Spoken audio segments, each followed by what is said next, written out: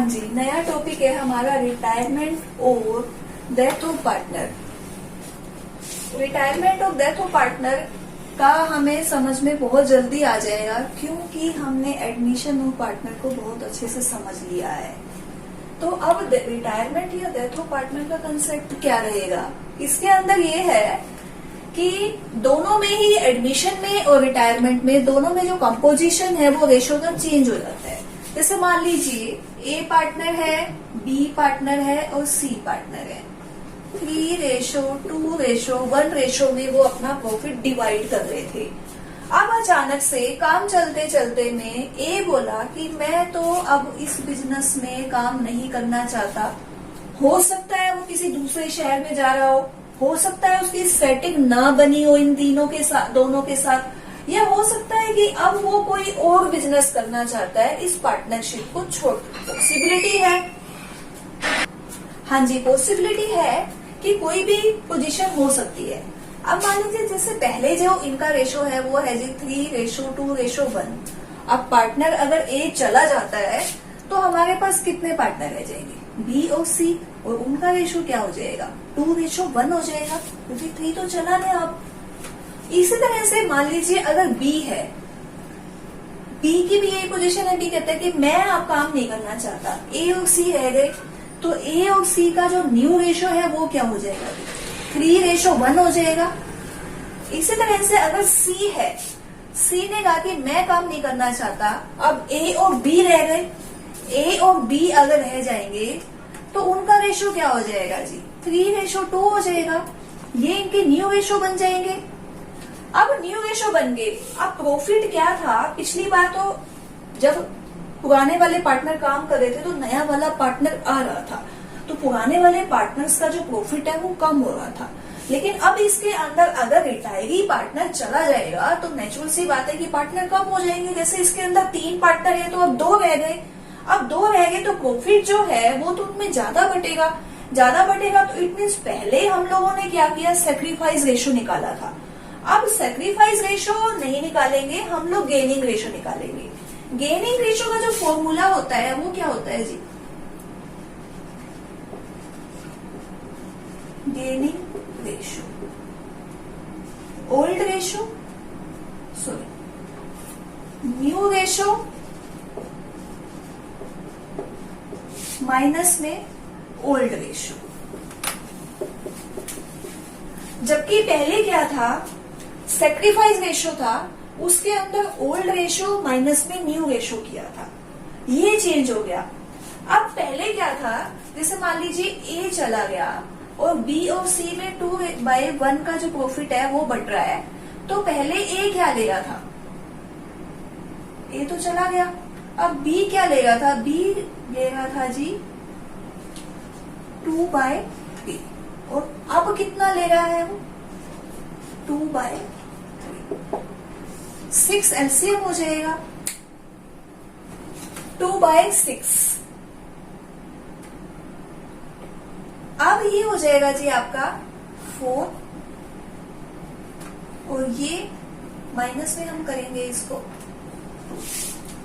यानी 2/6, 1/3 का gaining ratio हो जाएगा। अब इसी तरह से जो सी है, सी पहले क्या ले रहा था, सी ले रहा था जी 1/6, और अब क्या ले रहा है वो 1/3, तो एलसीएम आ जाएगा इसका 6, 2 माइनस में 1, 1/6,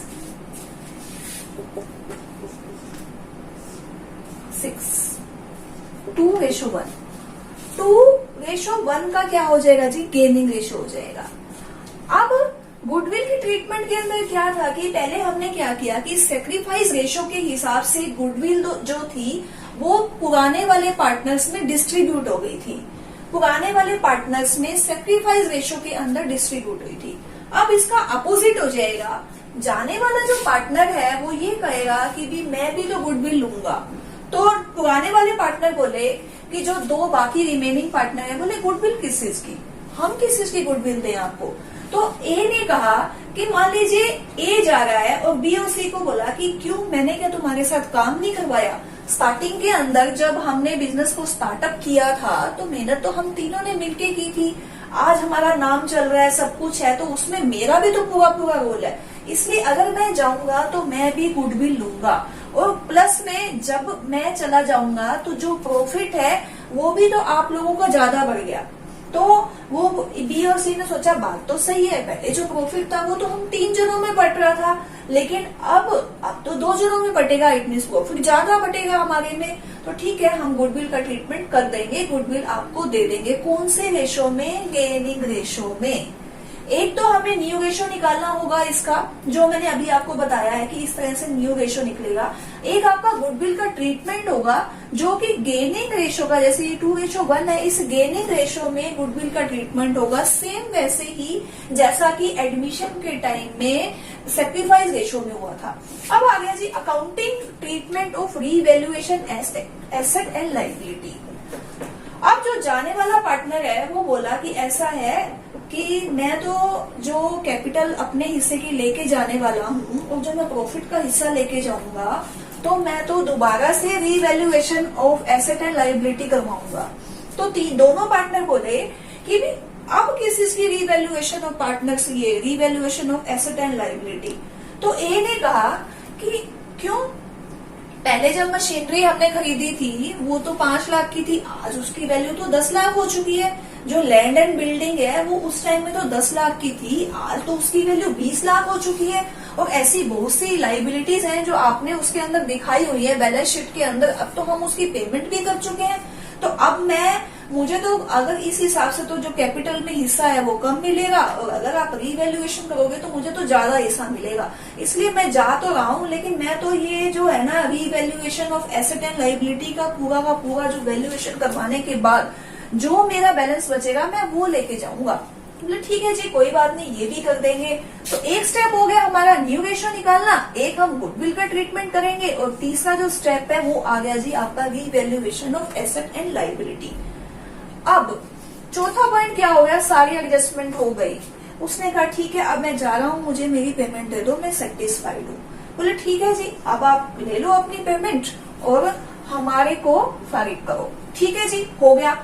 अब लास्ट में क्या होगा, लास्ट में जब 2 पार्टनर रह गए, उन्होंने कहा क्यों ना हम भी ऐसा करें कि अब जिस रेशो में हम प्रॉफिट को बांट रहे हैं, हम उसी रेशो के अंदर अपनी कैपिटल को कर ले। अब जैसे कि एडमिशन ऑफ पार्टनर में जो लास्ट टॉपिक था उसमें भी तो यही था ना, कि नया वाला पार्टनर जो कैपिटल लेके आ रहा है उस कैपिटल के अकॉर्डिंग पुराने वाले पार्टनर्स ने अपनी कैपिटल को डिवाइड कर लिया। अब इसमें क्या हुआ कि नए पुराने वाले जो पार्टनर हैं, जो रह गए रिमेनिंग पार्टनर है, वो बोले जिस रेशो में हम न्यू रेशो के अंदर जो हम प्रॉफिट को बांट रहे हैं ना, उसी रेशो के अंदर अब हम अपने कैपिटल को भी डिवाइड कर देंगे। तो अब हमें ये समझ में आ रहा है कि रिटायरमेंट ऑफ पार्टनर्स के अंदर ये प्रोसेस होंगे, न्यू रेशो निकालेंगे, गुडविल निकालेंगे, revaluation of asset and liability करेंगे, पेमेंट करेंगे पार्टनर की और एडजस्टमेंट करेंगे।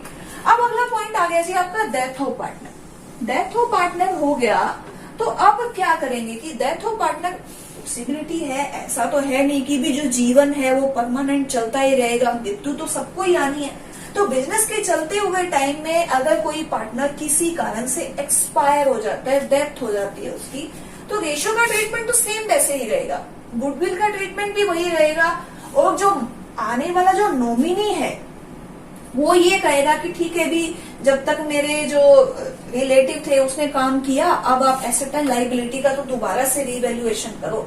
तो रीवैल्यूएशन भी होगा, जिस टाइम उसकी डेथ हुई है उस टाइम तक का गुडविल उसको निकाल के दी जाएगी, जिस टाइम उसकी डेथ हुई है उस टाइम तक का जो प्रॉफिट रीवैल्यूएशन अकाउंट बनेगा उस टाइम तक का ही उसको मिलेगा। मान लीजिए इंटरेस्ट ऑन कैपिटल है या इंटरेस्ट ऑन लोन है, जो भी है, जिस टाइम डेथ होगी उस टाइम तक। और 6 महीने की पेमेंट का टाइम मिलेगा कि 6 महीने के अंदर अंदर जो पार्टनर है, डेथ जिसकी हो चुकी है, डीकेएस पार्टनर है, उसकी जितनी भी कैपिटल है वो नॉमिनी को मिल जाए, और उसकी कैपिटल को उस टाइम के लिए लोन में कन्वर्ट किया जा सकता है।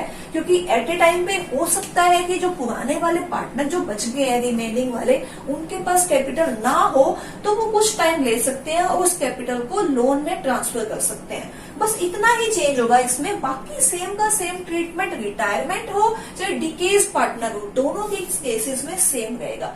अगले पार्ट में मैं आपको ये सारा क्लियर करवाऊंगी कि हम न्यू रेशो कैसे निकालेंगे और गुडविल का ट्रीटमेंट क्या होगा। अभी मैंने आपको इसका इंट्रोडक्शन दिया है कि हमने करना क्या क्या है, चैप्टर में है क्या और हम क्या करेंगे।